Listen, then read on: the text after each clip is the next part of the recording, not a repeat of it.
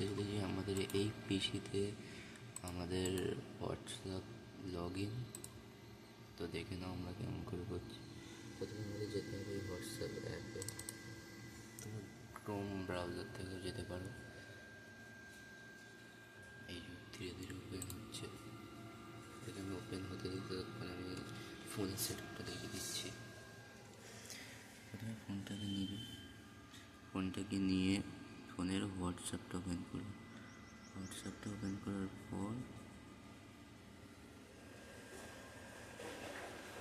এইরকম স্ক্রিন একটা খোলে।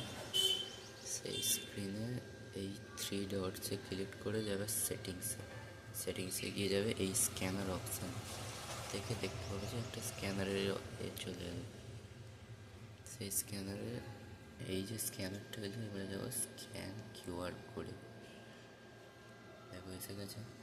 আমাদের এইখানে কম্পিউটার পিসিতেও আসা শুরু করে দিয়েছে। এই যে এসে গেল আমাদের পিসির কিউআর কোড।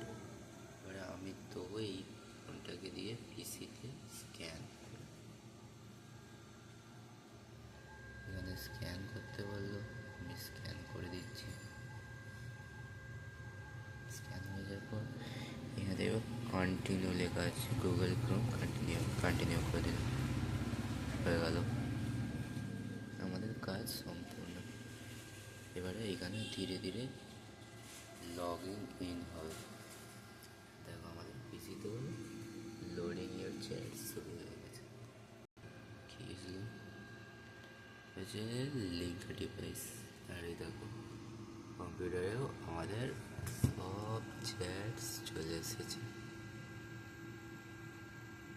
ঠিক আছে, দেখে নিয়েছো?